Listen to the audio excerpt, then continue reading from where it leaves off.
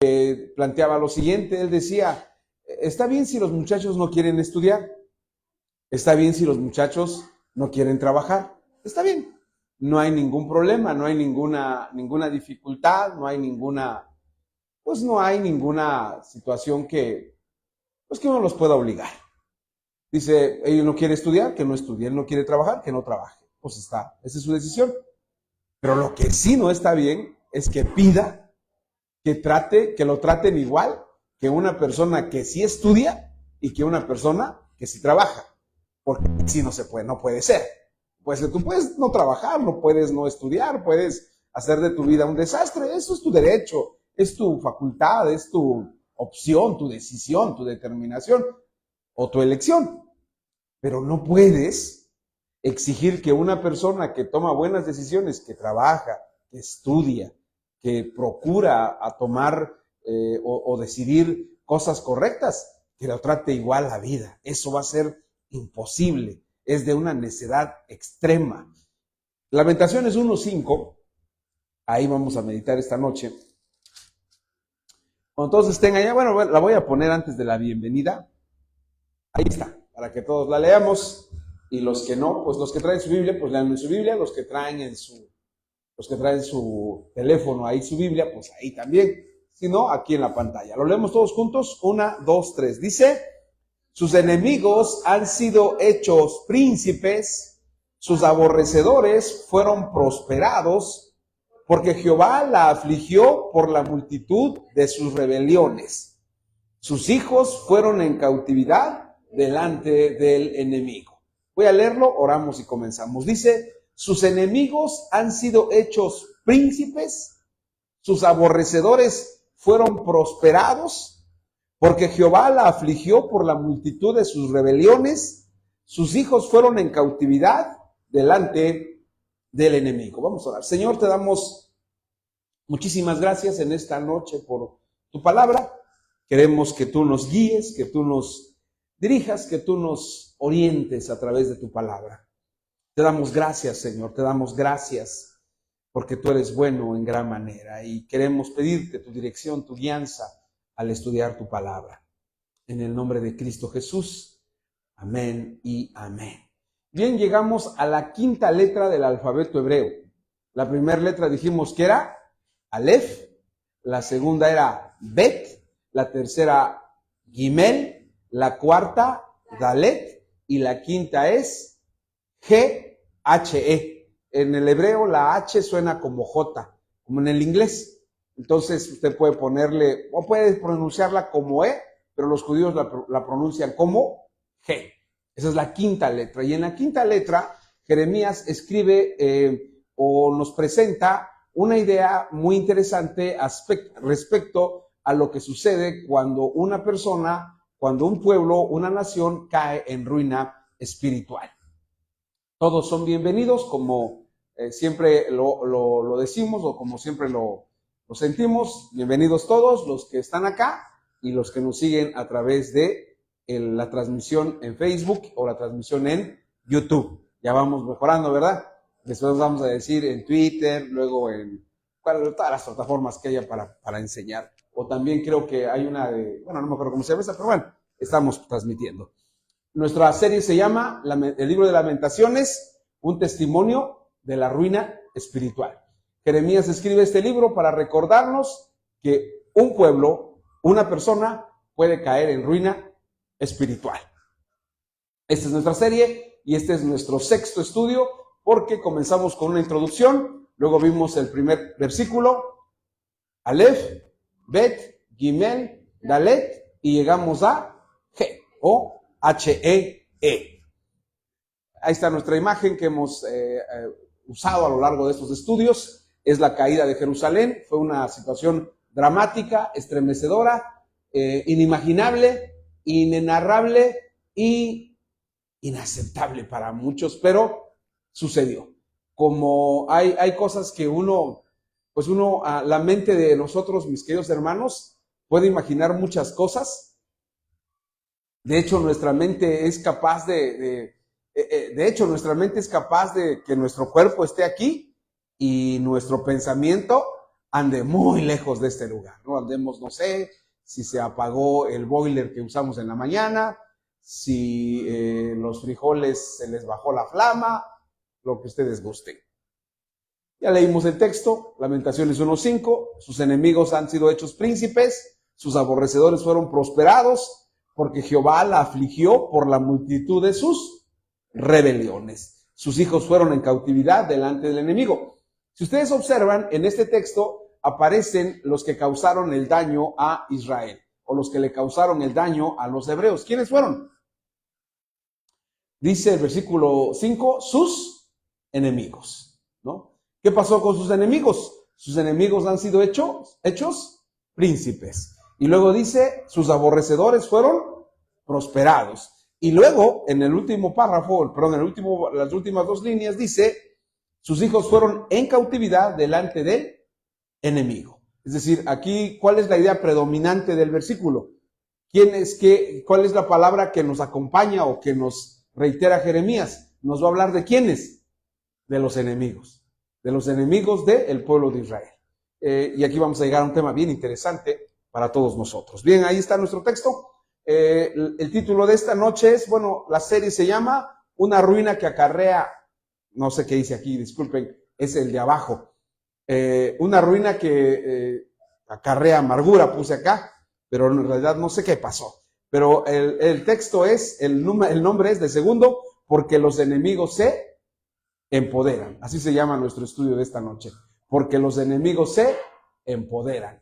Me gustaría tener aquí una plumita que le pudiera rayar a la pantalla, pero todavía no llego a ese punto. El estudio de esta noche se llama entonces, porque los enemigos se empoderan.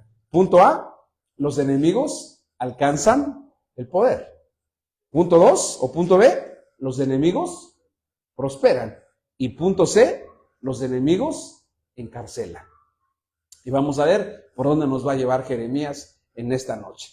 El título entonces es, porque los enemigos se empoderan. Punto A, los enemigos alcanzan el poder. Punto B, los enemigos prosperan. Y punto C, los enemigos encarcelan. Llegamos a nuestra introducción. Y parto con esta idea, con este pensamiento, con esta afirmación. Todos tenemos enemigos. Todos. ¿Saben quiénes nada más no tienen enemigos? Porque mucha gente dice, yo no tengo enemigos. A todos les caigo bien. Tenemos esa idea equivocada de que a todas las personas les caemos bien. No, eso no es cierto. Eso no es correcto. Hay gente que somos enemigos. ¿Y por qué tenemos enemigos? Porque hay personas que que no les gusta el estilo de vida que tú tienes. La manera en que uno puede descubrir a sus enemigos es cuando tú te empieza a ir bien en la vida. Cuando a ti te empieza a ir muy bien, empiezas a prosperar, empiezas a salir adelante, hay gente que, obviamente va a salir gente que tú ni te imaginabas, ni pensabas que le resultabas muy incómodo. Una de las cosas que más irritan a la gente es el éxito de los demás. Eso les irrita, les molesta, les fastidia, aunque ni te conozcan, aunque ni sepan de ti. Y cuando te conocen, pues te van a aborrecer. Todos tenemos enemigos.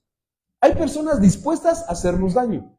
Hay personas que están ahí, algunas, a veces lo más triste son personas que están en nuestro círculo. Están muy cercanas a nosotros. Y luego hay personas que están fuera de nuestro círculo, pero de las que menos pensamos son las que hemos acercado a nuestra vida.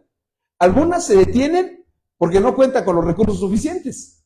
Es decir, hay gente que sí nos quisiera hacer daño, pero se da cuenta que no pueden. Y entonces se detienen, pero no es por falta de voluntad, sino por falta de recursos. Hay enemigos abiertos y otros, la mayoría, ocultos. Pero todos tienen como meta dañar, lastimar o incluso destruir. Si todos tenemos enemigos, todos. Algunos tienen más que otros, pero todos tenemos enemigos. Solo la persona que no ha logrado nada en esta vida es la persona que no la van a envidiar o que no la van a... Pero ni aún así, hay gente que uno a veces piensa que las personas hay gente que piensa que las personas en la pobreza son personas sumamente bondadosas, o que en la pobreza romantizamos o pensamos que lo que le oímos en las canciones populares es realidad, porque hay gente, hay una canción que a mí me llama mucho la atención y que la oía yo desde niño, pero pues nunca la entendía hasta ahora que ya estoy, pues ya viejo. Es la canción que dice, es una canción, creo que es de José Alfredo Jiménez, que dice, alejado, se llama creo que el hijo del pueblo, y dice, yo estoy alejado del bullicio y de la falsa sociedad, ¿no? Entonces mucha gente dice, no, es que ahí donde hay dinero, hay riquezas, hay mucha envidia y hay muchas cosas feas, y pensamos que en la pobreza toda la gente está bien. No, no es cierto. Allá y acá es lo mismo. ¿Por qué? Porque ahí hay personas y aquí también hay personas. Aquí no hay ángeles, en la riqueza y en la pobreza. Los enemigos, hermanos, son ocasionales o veniales. ¿Qué quiero decir con enemigos ocasionales? Miren, a veces les ha ocurrido, lo vemos en los videos a veces, en el internet, que se pelean a veces. De las peleas más absurdas que he visto es cuando se pelean por el lugar. Me gusta mucho platicar con las personas donde han ocurrido cosas de este tipo. Por ejemplo, creo que el día martes de la semana pasada cargamos gasolina aquí en la gasolinera de Iscotel, y le pregunté al que me atendió, le dije, ¿usted estaba aquí cuando una camioneta se vino a estampar?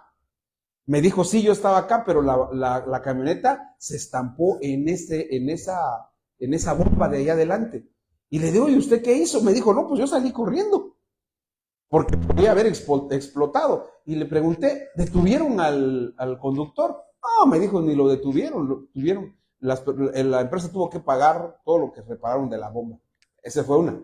Luego, en otro lugar, una persona estaba por cargar gasolina, y ustedes saben que toda la gente, no sé qué nos sucede a todos, a veces estamos desesperados y queremos que nos atiendan luego.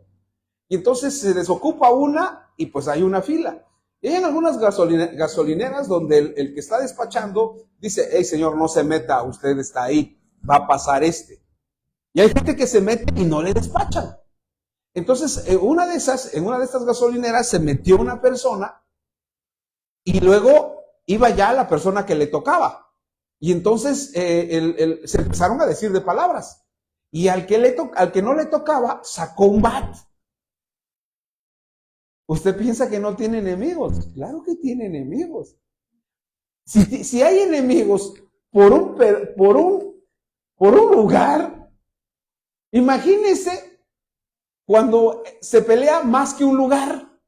¿Cómo nos vamos a pelear? Ahora, esos son enemigos ocasionales. Pero también hay enemigos, ¿cómo le escribí? Veniales. ¿Cuáles son los enemigos veniales? Son aquellas personas que te detestan, hagas lo que hagas. Te odian, te aborrecen. Hagas lo que hagas, digas lo que digas. En cualquier palabra que tú digas van a encontrar algo malo. En cualquier acción que tú emprendas van a encontrar algo que les disguste. Estos últimos, los veniales, son aquellos que nada puede aminorar su animadversión contra nosotros. Nada. Nos odian como si fuera algo de particular interés para sus vidas, como si fuera algo vital. Es decir, nada puede calmar su sed de venganza, pero a falta de instrumentos no pueden ir contra nosotros, pero si los tuvieran, claro que los harían. Ustedes dirán, ¿de dónde saca el pastor estas ideas? Él tiene enemigos. Él. Yo no. Yo no tengo ningunos enemigos. Nada más les voy a recordar lo que dice el Salmo número 3. El Salmo 3, David lo escribe y dice, oh Jehová, cuánto se han multiplicado mis adversarios. Muchos son los que vienen contra mí. Muchos son los que dicen de mí, no hay salvación para él en Dios. Pero el versículo 3, ¿cómo es bendito, verdad? Mas Jehová está con, mas Jehová es mi escudo, o como dice, Es escudo alrededor de mí, mi gloria y el que levanta mi cabeza. ¿Tenía enemigos David? Era un hombre santo. Cuando se habla de David, la Biblia dice, esto lo dice con toda claridad. Dice, es el único personaje que la Biblia dice esto. Dice que David tenía un corazón conforme al corazón de Dios. Es decir, que era una persona muy buena y tenía enemigos. Uno puede decir, ¿cómo si es bueno? Si no le hacía daño a la gente. Imagínense cuánto respetaba a Saúl, que lo andaba persiguiendo, que una vez que lo tuvo a la mano para matarlo y que no habría habido ningún problema, lo perdonó.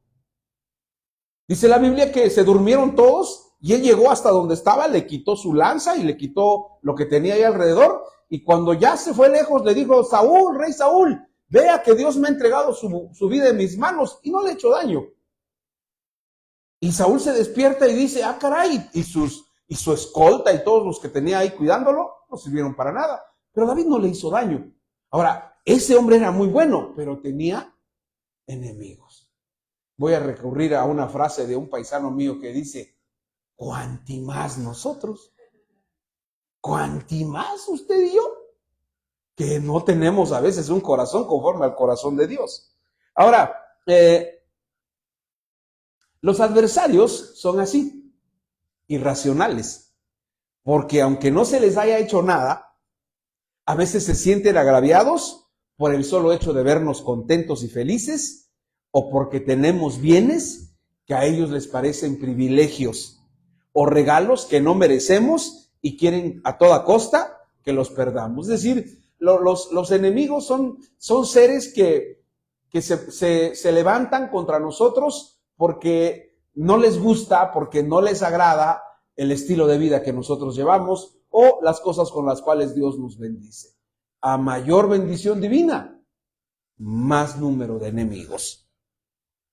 La peor pesadilla que nos puede pasar es que nuestros enemigos se empoderen. Eso es lo peor. Tener un enemigo poderoso es casi nuestra sentencia de muerte. En una ocasión me tocó, un hermano mío chocó y me dijo, ayúdame porque choqué, me chocaron, me dijo. Y sí, el choque le habían pegado por la parte de atrás y en el informe pues se veía que le habían pegado.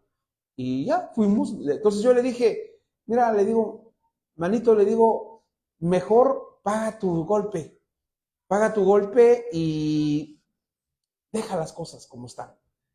Y me dice, pero me pegaron. Le digo, mejor págalo. Me dijo, no, lo voy a denunciar. Y entonces le digo, bueno, está bien, pues denuncia. Ya, entonces lo denunció, su coche se fue al corralón, el coche de otro señor se fue al corralón y ahí estuvieron. Pasó el tiempo y dije yo, me preguntó, vamos a ver cómo está lo de mi carro, a ver si me lo devuelven. Y sí, fuimos a ver cómo estaba su carro, pero ya cuando vi el expediente, el abogado de él era un ex procurador, un ex fiscal. Y cuando vi el informe del choque, en el informe ya tenía, ¿quién creen que ya tenía la culpa? Él. Lo peor que nos puede pasar en esta vida es tener enemigos poderosos. Poderosos. ¿Y en qué terminó toda esa odisea? Cada quien pagó lo suyo. A pesar de que ¿quién había tenido la culpa? El otro señor. La peor pesadilla que podemos tener es que nuestros enemigos se empoderen, que se encumbren y que cuenten con los recursos que se necesitan para dañarnos o provocarnos males. Y eso fue, mis queridos hermanos, justamente lo que le sucedió al pueblo hebreo. De pronto, sus grandes enemigos se llenaron de poder y recursos. ¿No? A veces nosotros tenemos la equivocada percepción o la equivocada idea de que vemos a una persona y decimos, ay, ese ni me puede hacer nada. Échale el carro, aviéntale el carro. Y cuando descubres, ese tipo viene armado. Y entonces dices, ay, ¿qué hice? Ahora, el pueblo de Israel, la historia o la lección que vamos a aprender en esta noche es que de pronto a personas que ellos jamás se imaginaron que iban a encumbrarse o que iban a llegar a un sitio de poder, lo hicieron. Y eran sus enemigos y los querían destruir. Los caldeos, que fueron los enemigos de los judíos, ahorita vamos a ver quiénes eran los caldeos, alcanzaron tanto esplendor, tanto poder, que se dedicaron a conquistar los países de la región de Mesopotamia. Estamos hablando de lo que hoy es Irak, Irán, todos estos pueblos allá en Asia, en el Medio Oriente, Afganistán, Irak, Irán, un poquito más para adelante, Pakistán, toda esa zona, toda esa región, ahí se asentaron los caldeos, que son los habitantes de Babilonia. Los caldeos alcanzaron tanto esplendor que se dedicaron a conquistar los países de la región de Mesopotamia. Y los judíos lo empezaron a ver, los judíos del tiempo de Jeremías, y decían ellos, nunca van a llegar aquí. Y veían que conquistaban a los asirios, veían que conquistaban a todos los pueblos que estaban alrededor, y los judíos decían, aquí no van a llegar, aquí no va a pasar nada, aquí no va a suceder. Y el argumento era, ¿cuál era su argumento? ¿En qué se basaban para decir que no iba a pasar ahí? Aquí está el templo. Aquí está el templo, ahí está la casa de Dios, aquí no puede pasar eso. Y entonces ellos se confiaron, no cambiaron su conducta, como vamos a ver más adelante. No cambiaron su estilo de vida, sino que ellos, ¿en qué se basaban para confiar? En que ahí estaba el templo de Dios. Aquí estaba el templo de Jerusalén. Y dijeron, no va a pasar nada. Los caldeos tenían una animadversión a los judíos porque eran justamente lo contrario que ellos. ¿Por qué odiaban tanto los babilonios a los judíos? ¿Por qué los detestaban tanto? Porque era lo distinto, lo diferente. Su religión de los caldeos era politeísta. ¿Qué quiere decir eso? Tenían muchos dioses. Y además no solamente es que tenían muchos dioses, sino que su religión era pagana con ganas. Era sumamente perversa, eran dioses que obligaban a los hombres a hacer cosas que iban contra la moral, contra los buenos principios, contra las buenas costumbres. Eran paganos, pero paganos. Por eso, cuando se habla de Babilonia, porque era el lugar de los caldeos, la ciudad de los caldeos, se dice que la gran ramera es Babilonia. ¿Por qué es Babilonia? Porque Babilonia se convirtió en el refugio de todas las religiones que se burlaban de Dios. Ahora, ¿en qué contrastaban con los judíos? Los judíos tenían una religión que hablaban de un único Dios verdadero, que proclamaba el judaísmo desde su fundación. Es decir, los caldeos, muchos dioses. Los judíos, un solo Dios. Y entonces cuando veían los caldeos a los judíos decían, ustedes son algo detestable, y los odiaban. Y encabezados por su rey Nabucodonosor, llegaron hasta Jerusalén, dispuestos a todo, y lo lograron. Destruyeron los muros de la ciudad, ingresaron al templo de Jerusalén y lo destruyeron. Jeremías da cuenta de esa historia, resaltando que eran sus enemigos. Llegamos así al primer punto de nuestro estudio, es porque los enemigos alcanzan el poder. Estamos hablando de la ruina espiritual. ¿Qué sucede cuando una persona llega a la ruina espiritual? O su vida cae en ruina espiritual. ¿Qué es lo que sucede? ¿Por qué mucha gente cuando leemos el libro de Lamentaciones pensamos, ay, qué feo está eso? Mejor ni lo toquemos. Pero el libro de Lamentaciones no fue escrito para archivarlo. No fue escrito para decir, ese no me gusta. No fue revelado para decir, déjalo para después. No, fue escrito para advertirnos y para enseñarnos y para mostrarnos lo que sucede cuando Dios se enoja con alguien. Cuando Dios le da la espalda a alguien. Cuando Dios deja de cuidar a alguien. Cuando Dios deja de proteger a alguien. Porque Dios tiene una vocación y tiene un compromiso con sus hijos. Él te cuida. A veces ni nos damos cuenta porque pensamos, pero ¿cómo me cuida si no lo veo? ¿Cómo sé que Dios me cuida? Y yo les quiero decir algo, Dios nos cuida a través de sus ángeles. ¿Y cómo son los ángeles? A veces los ángeles se materializan, toman un cuerpo humano para protegernos y para cuidarnos.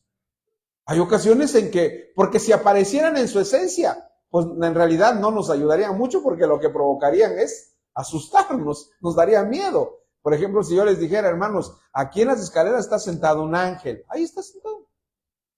Y ustedes van a decir, el pastor ya delira de tanto estar parado allá en ese púlpito. Pero ahí está un ángel, allá atrás está otro ángel, acá arriba hay un ángel, y allá arriba hay un ángel cuidando los coches. Y ustedes van a decir, pastor, ¿cómo se atreve a decir eso? Pero esa es la realidad.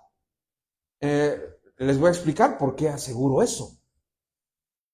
En una ocasión, un profeta llamado Eliseo fue acorralado por los asirios. Perdón, por los sirios. Es diferente los asirios que los sirios. Fue acorralado y entonces le dice a su ayudante, que se llamaba Giesi, le dice, sal a ver. Y Giesi sale a ver y ve todos los carros de los sirios y se mete corriendo y le dice a Eliseo le dice, Señor, estamos rodeados, hay muchos soldados de los sirios. Y entonces lo que hace Eliseo es, ora por él y le dice a Dios, ábrele los ojos. Y entonces después de que hace esa oración por él, de que le abra los ojos, lo que pasa, sale de nueva cuenta a Giesi y cuando mira, ve a todos los ángeles que están alrededor de ellos y regresa gritando y diciendo, ¡que se vengan! Son más los ángeles que están con nosotros que ellos. Pero ¿qué fue lo que pasó? Logró ver la realidad espiritual. Ahora, Dios tiene un compromiso con todos nosotros. ¿Cuál es su compromiso? Cuidarnos. ¿Ustedes creen que si Dios no estuviera, nuestros enemigos no lograrían sus objetivos? Claro que sí. Hay gente que te quiere ver arruinado. Hay gente que te quiere ver mal. Hay gente que te quiere ver destruido. Pero Dios no lo permite. Porque cuando lo permita o cuando lo deje, entonces va a pasar lo que le pasó a los judíos del libro de las Lamentaciones. Punto A, porque los enemigos alcanzan el poder. Jeremías dice en la primera parte del verso que meditamos en esta ocasión, sus enemigos han sido hechos príncipes. ¿Qué significa eso? En lugar de príncipes, algunas versiones optan por traducir como gobiernan o gobernantes. Sus enemigos se han vuelto gobernantes o sus enemigos gobiernan. Es muy fácil darnos cuenta, mis queridos hermanos, es muy fácil darnos cuenta qué pasa con los enemigos si se supone que los partidos políticos, cuando vemos los partidos políticos lo que sucede, pues ahí nos percatamos. Por ejemplo, leo cotidianamente los periódicos y estaba yo leyendo, por ejemplo, cuando llegó el presidente Andrés Manuel López Obrador, ¿qué hizo con sus adversarios políticos o sus enemigos políticos? Los anteriores expresidentes. Tenemos todavía vivos 4 expresidentes o 5 expresidentes. Tenemos vivo a Carlos Salinas de Gortari, tenemos vivo a Ernesto Zedillo, tenemos vivo a Vicente Fox, tenemos vivo a Felipe Calderón y tenemos vivo a Enrique Peña Nieto. ¿Qué fue lo que hizo el presidente Obrador? Les quitó sus pensiones. Los presidentes tenían sus pensiones y se las quitó. Los adversarios son así. Cuando llegó el presidente Obrador, cuando era candidato, fue 3 veces candidato y repitió una y otra vez que los expresidentes se les debería de quitar sus pensiones. ¿Se acuerdan? Lo trajo desde el 2000 que fue candidato. Del 2000 al 2006, del 2006 al 2012, del 2012 al 2018. Y siempre lo dijo. ¿Lo pudo hacer? No lo pudo hacer, porque nunca ganó. Pero ni bien ganó, ¿qué fue lo primero que hizo? Les quitó sus pensiones. Ahora, ¿qué dice Jeremías en el libro de las Lamentaciones? Dice, sus enemigos han sido hechos príncipes. En otra versión dice, sus enemigos se han vuelto gobernantes o son el gobierno. En otras versiones dice, son cabeza. En otras versiones dice, dominan. Y en otras dice, se volvieron sus amos. ¿Qué quiere decir eso? Cuando una persona cae en ruina espiritual, sus adversarios se vuelven poderosos, se vuelven gobernantes. Y lo peor, me gusta mucho una frase de Gabriel García Márquez, porque dice que el amor es como el poder. El amor se sufre y se padece. ¿Y cuándo se sufre con el amor y cuándo se padece? Cuando tú quieres y no te quiere. Y el poder es igual. ¿Por qué es igual el poder? Porque cuando alguien tiene el poder puede hacer lo que se le antoje y lo que guste. ¿Cómo? No sé, ¿estás transmitiendo, Milis? Pues esto se va a ir. Miren. ¿Se acuerdan que estaba el puente peatonal de la Central? ¿Cuántos lo conocieron? ¿Cuántos pasaron por ahí? ¿Por el puente peatonal? ¿Se subieron? Era una cosa ahí que estaba, ¿no?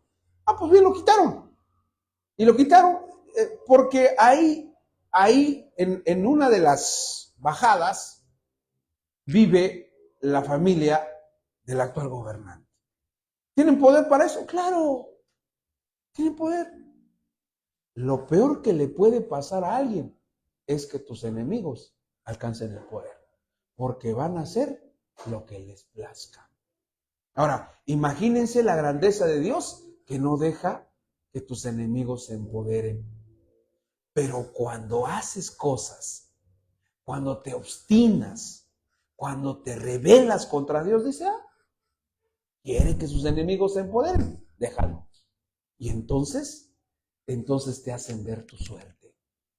Y te hacen ver lo vulnerable, lo débil, lo frágil que tú eres ante ellos.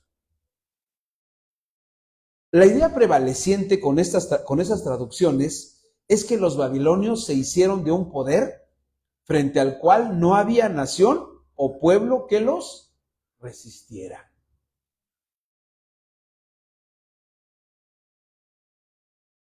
Los judíos, hermanos, no se imaginaron nunca que quienes más los odiaban llegarían a tener tanto poder.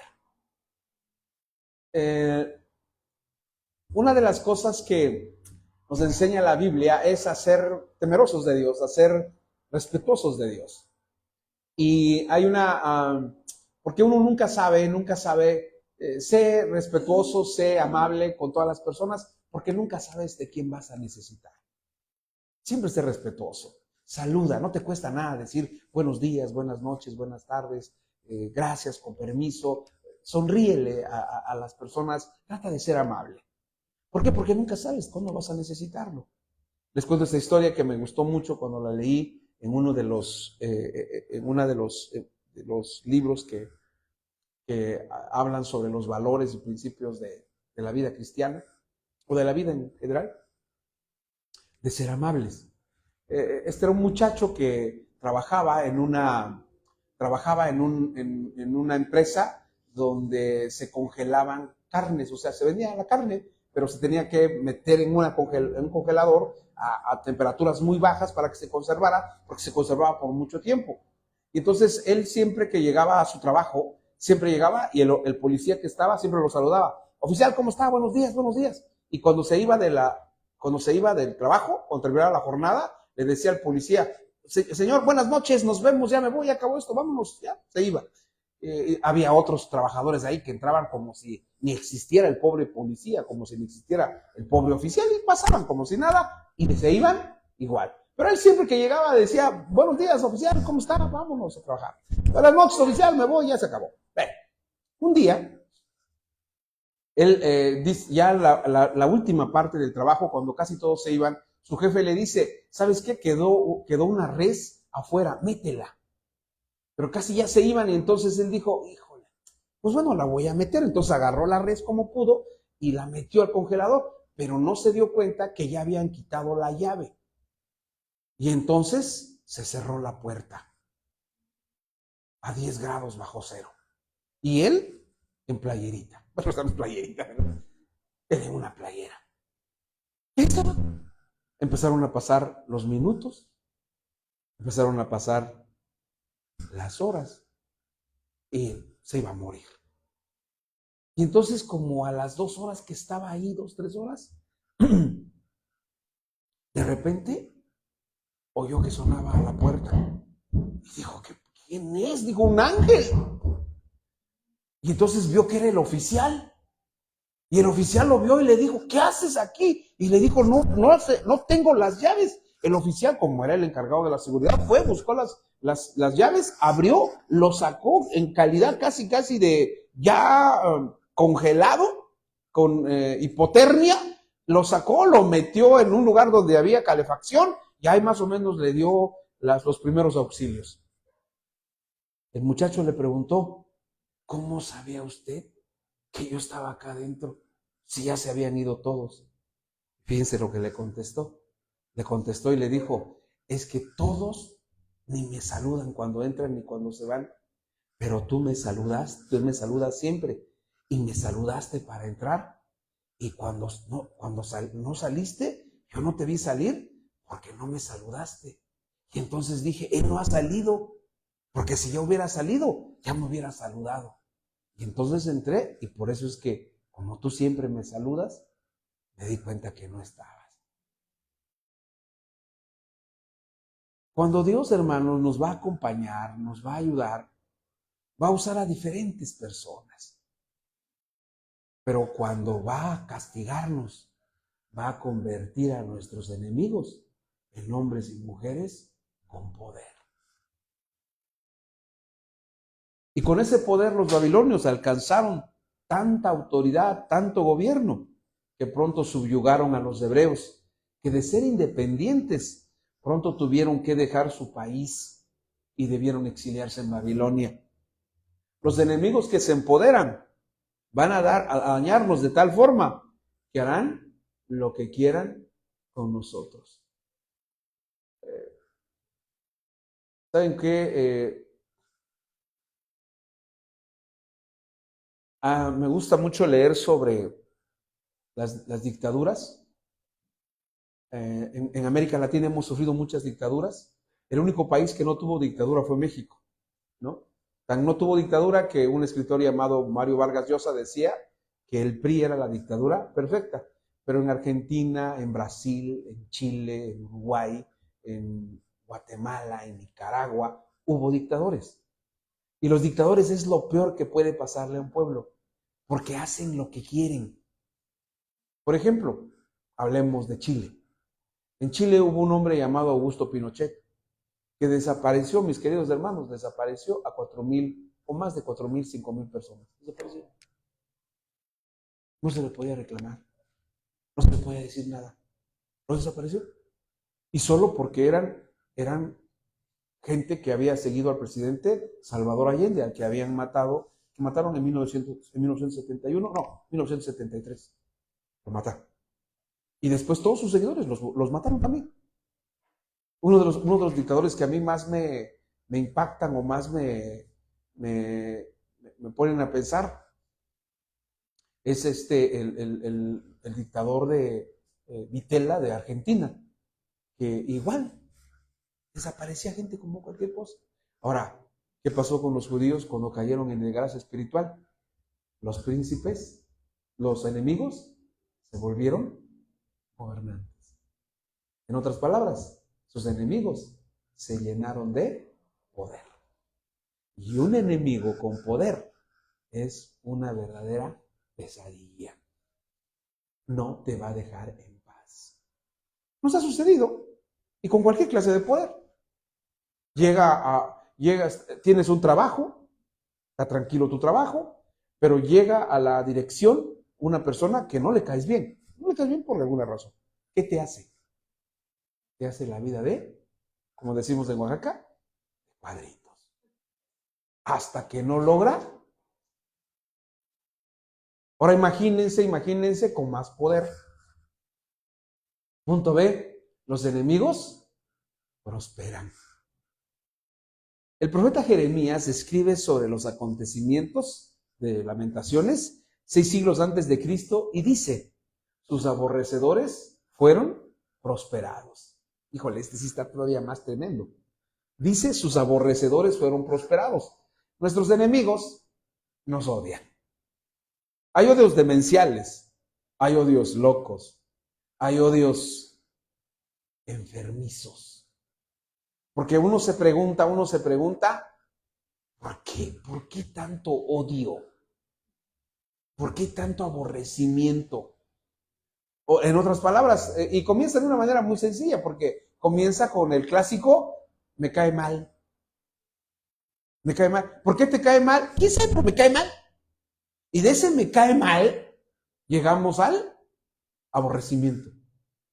Y Jeremías dice, cuando escribe sobre eso, dice, sus aborrecedores fueron prosperados. La palabra prosperidad que usa este verso procede del término hebreo shalach, que literalmente quiere decir estar cómodo, vivir tranquilo o estar seguro. ¿Saben que una de las cosas por qué una persona puede hacer tanto daño?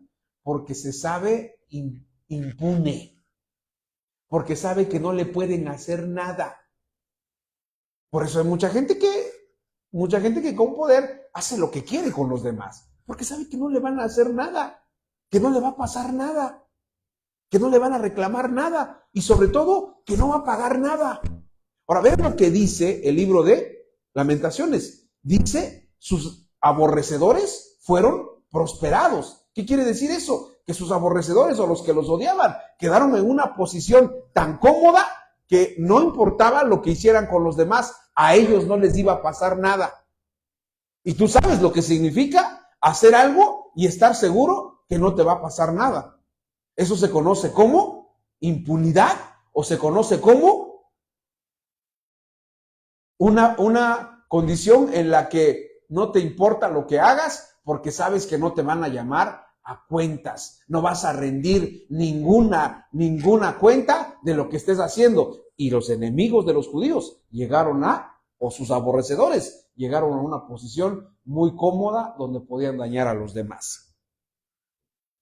Este profeta escribe que los aborrecedores de Israel estaban cómodos, tranquilos y sin preocupación alguna sobre la situación que habían provocado en todo Israel. ¿Qué quiere decir eso? Miren, usted y yo cuando hacemos algo indebido o cuando dañamos a alguien, cargamos con ese peso de conciencia. Bueno, eso espero, ¿verdad? Que usted se sienta un poco mal.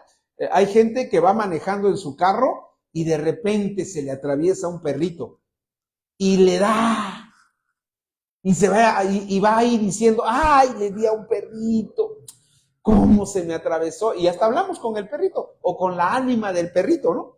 Porque le decimos, no te hubieras atravesado, no te hubieras metido, yo venía ahí, porque tenemos un poco de conciencia, quiero pensarlo.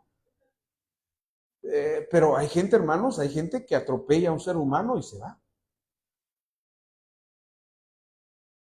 Ahora, nosotros pensamos, fíjense lo que pensamos a veces, pensamos que los que nos están haciendo daño llegan a su casa y dicen, uy, quién sabe cómo le está yendo con lo que le hice, le quité el aire a su llanta y no va a llegar a su casa. No, ellos no piensan, ellos no se preocupan.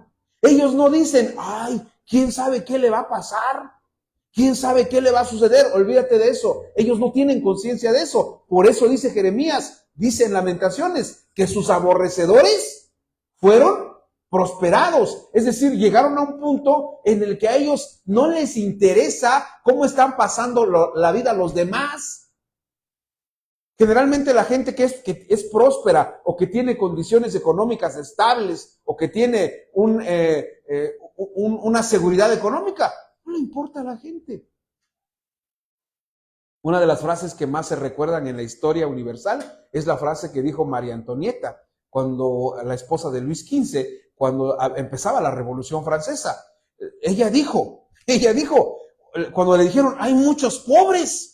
Y ella contestó y dijo, ¿pero por qué no comen pasteles? ¿Y cómo iban a comer pasteles si no tenían dinero? ¿Eso qué quiere decir? Que la gente que tiene una economía o que tiene condiciones materiales bien, pues no le importan los demás. Dice Lamentaciones que los aborrecedores de Israel estaban o habían prosperado. Para los judíos era la ruina, pero para ellos lo que habían hecho era de lo más natural, nada extraordinario. Nuestra concepción de nosotros entre bueno y malo es diferente a la de ellos. Nosotros cuando hablamos de lo bueno o tratamos de ser buenos, tenemos un estándar o tenemos un molde o tenemos un prototipo o tenemos una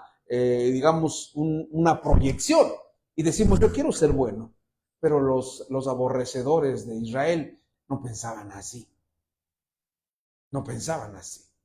Vamos a ver más adelante lo que vivieron los judíos, porque ahorita estamos como que entrando en calor apenas. Estamos en el primer capítulo, en el versículo 5. Pero si ustedes leen el libro de Lamentaciones, van a ver hasta qué punto llegó la vida de los judíos. Imagínense que se peleaban por ver quién daba a su hijo para comérselo. A eso llegaron. Es decir, porque los aborrecedores de Israel ni creían que se tentaban el corazón. Yo le quiero decir algo. Tus enemigos no se van a tentar el corazón para dañarte. Ahora, ¿por qué? Dirán ustedes, pero ¿por qué el pastor dice todo eso? Estamos hablando de qué punto, en qué condición va a suceder eso. Cuando una persona esté arruinada espiritualmente. Tus enemigos no se van a tentar el corazón. Esa condición que resalta el autor de Lamentaciones nos hace reflexionar que nuestros enemigos que nos aborrecen no miden sus acciones contra nosotros. Es decir, ellos no dicen, voy a hacerle esto para ver qué pasa.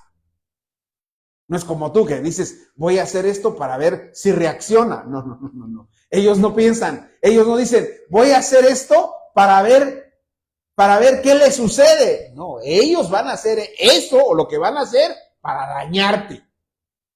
Para dañarte. Y si te dañan más, para ellos es mejor. Esa condición que resalta el autor de Lamentaciones nos hace reflexionar que nuestros enemigos que nos aborrecen no miden sus acciones contra nosotros. Y lo que pudiera ser gravemente dañino para nosotros, para ellos es de lo más natural que se puede hacer. Es decir, hay cosas, mis queridos hermanos, que nosotros nunca vamos a hacer. Tú nunca vas a dañar a una persona nada más por el hecho de dañarla, nunca.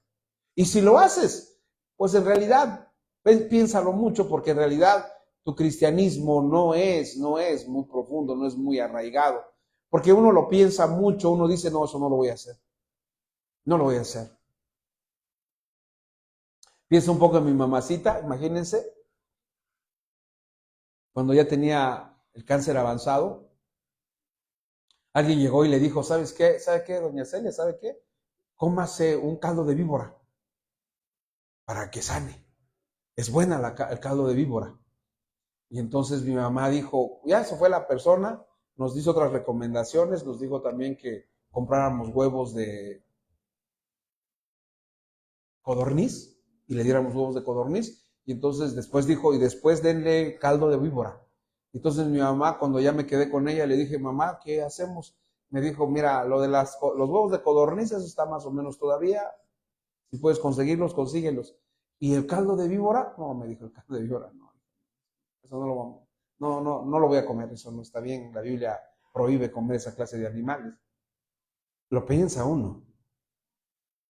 Los enemigos no piensan si está bien o está mal lo que te van a hacer.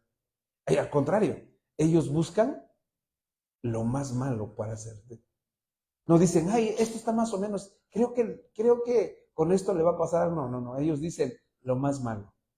Ellos sí tienen, imagínense la maldad a la que hemos llegado. Ustedes pensarán que estoy exagerando. Pero antes, yo me acuerdo, por mucho tiempo, llevo aproximadamente unos 30 años leyendo periódicos. A lo más que se llegaba entre las mafias, a lo más que se llegaba era pues matar al adversario. Y agarraban y con una metralleta lo mataban. Hoy en día no basta eso. No basta eso. Hoy en día entregan los cuerpos desmembrados, cortada la cabeza, cortado el brazo, cortado el pie, cortado la pierna, y los restos están por aquí, por allá, y la lección es, recójanlos. Ahora, no solamente es eso, no solamente es que, fíjense cómo el ser humano va avanzando en la maldad. Y ahora no solamente es, córtalos con una sierra, córtale la cabeza, córtale la oreja, córtale la mano, córtale el pie, vivo, porque no muerto. Ahora grábalo. Y después de grabarlo, súbelo al internet. Dice, ¿cómo vamos? ¿Qué sigue? ¿A dónde vamos? ¿A dónde nos dirigimos? Ahora vean lo que está planteando Jeremías. Jeremías está planteando que los aborrecedores han prosperado. Hace 20 años, creo. Sí, hace 20 años. Leí una de las últimas novelas de un autor que se llama Mario Puzo. Él es autor de un libro que se llama El Padrino. Y él escribió una novela que se llama Omerta, que significa en el italiano o en la mafia siciliana, la ley del silencio. Y en ese libro, el autor Mario Puzo ya decía, fíjense lo que decía hace 20 años, decía que la mafia, el crimen organizado pues, ya contaba, ya olvídense de las armas de cuerno de chivo, bombas de fragmentación, eso es, qué peligrosas son, qué dañinas son, ya olvídense de eso, el crimen organizado tiene armas que van más allá de eso. Mario Puzo decía en la novela La Omerta, decía que el crimen organizado, no sé si el de México, pero el de Europa y el de el continente, viejo continente o de Asia, ya tenían armas armas bacteriológicas o armas químicas. Y para hacer daño podían hacer lo que quisieran. No, los enemigos, hermanos, pueden llegar a poseer tal condición que pueden destruirnos cuando menos lo imaginemos o como menos lo esperemos. Punto C. Los enemigos encarcelan. Fíjense lo que dice. Era tanto el poder que tenían los babilonios que se dieron el lujo de llevarse a miles de judíos hasta Babilonia. Vamos a poner un ejemplo. ¿Ves cómo si ahorita, los que estamos aquí reunidos, Dios nos libre de eso, pero que llegara un comando armado y nos dijera, ¿saben qué? Ustedes se van de Oaxaca y se van caminando. ¿A dónde? Se van caminando hasta Puerto. ¿Cuántas horas son de aquí a Puerto con la nueva carretera? 3:30, 3 horas. En carretera. ¿Cuánto tiempo es caminando? Nadie lo ha hecho, ¿verdad? Nadie ni se lo imagina. Era tanto el poder que tenían los babilonios que se dieron el lujo de llevarse a miles de judíos hasta Babilonia. Así lo relata Jeremías. Jeremías escribe y dice, sus hijos fueron en cautividad delante del enemigo. ¿Qué fue lo que hicieron los babilonios? Le dijeron a los judíos, ustedes se van. No había mototaxi, no había foráneos, no había ADO, no había, todas esas empresas que hay ahorita de transporte, no había. ¿Y cómo se fueron? Caminando.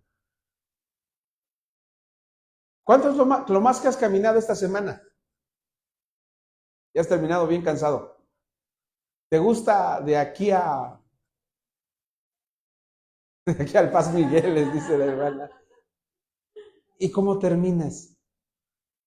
Pero imagínense cómo se los llevaron.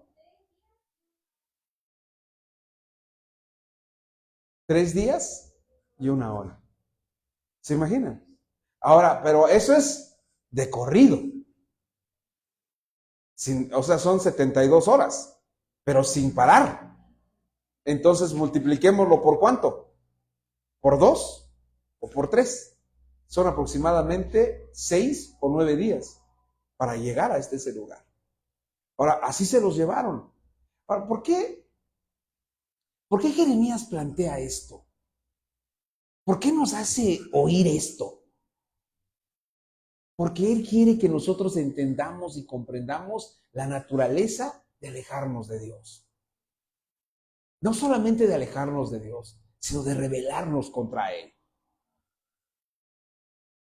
Los enemigos poderosos o que tienen fuerza terminan por aprisionar, encadenar y encarcelar a los hijos de Dios. Nuestra libertad queda en sus manos y ellos deciden qué hacer con ella, y generalmente lo que hacen es privar del bien más preciado que tenemos en esta vida, vivir libremente.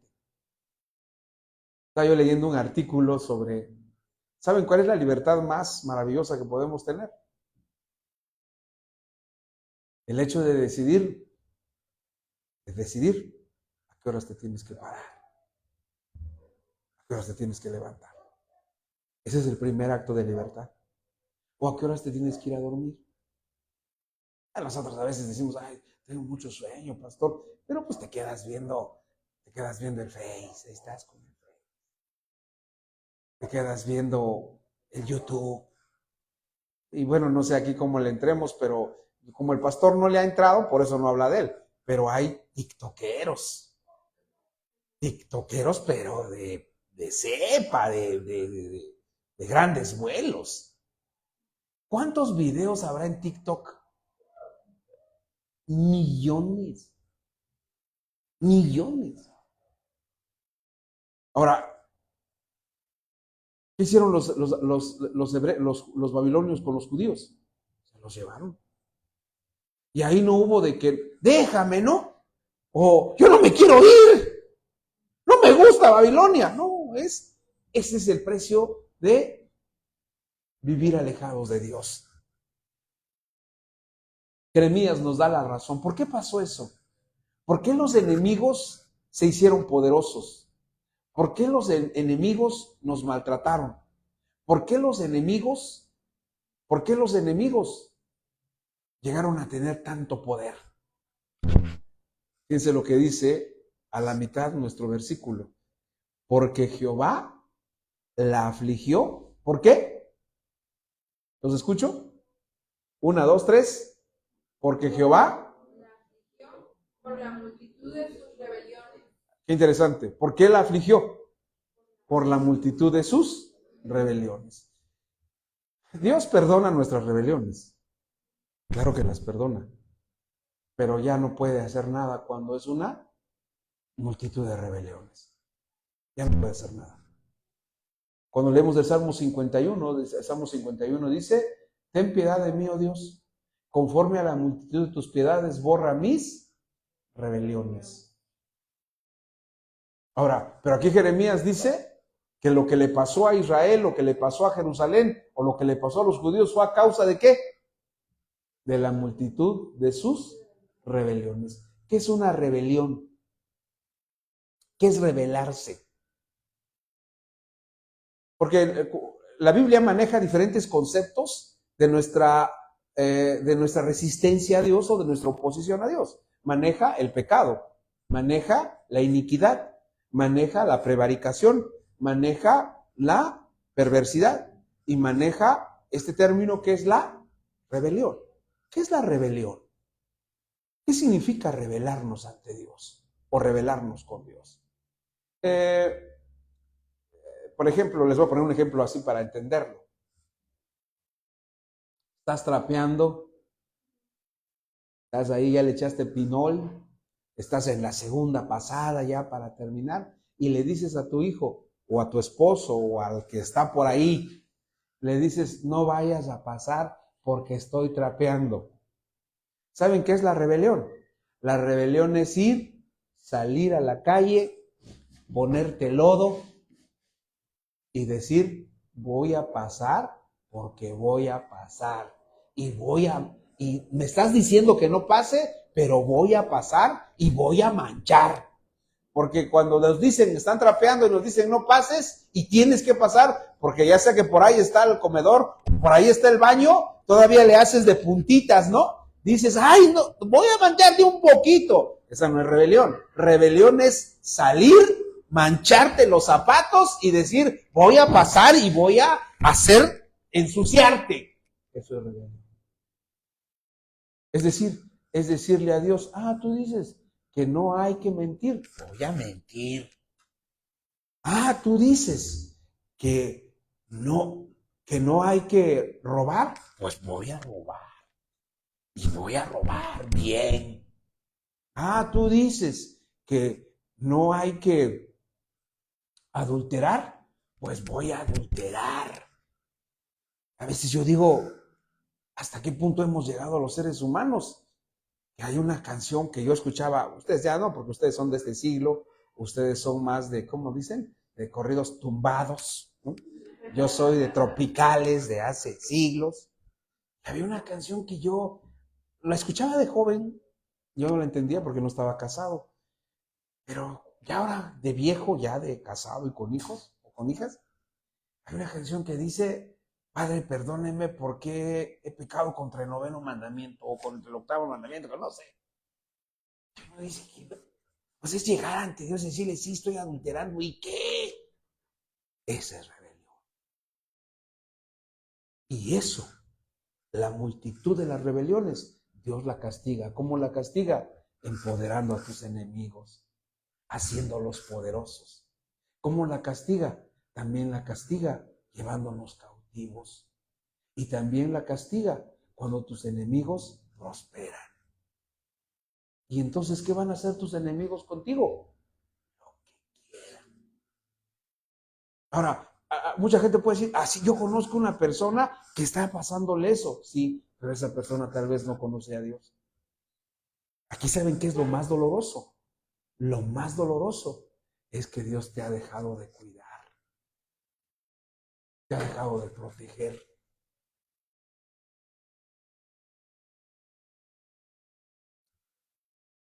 Lo más doloroso que podemos pasar los papás es ver a nuestros hijos sufrir. Pero a veces a nuestros hijos les decimos, no hagas eso, hijo, no vayas allá, no tomes de esto, no hagas esto.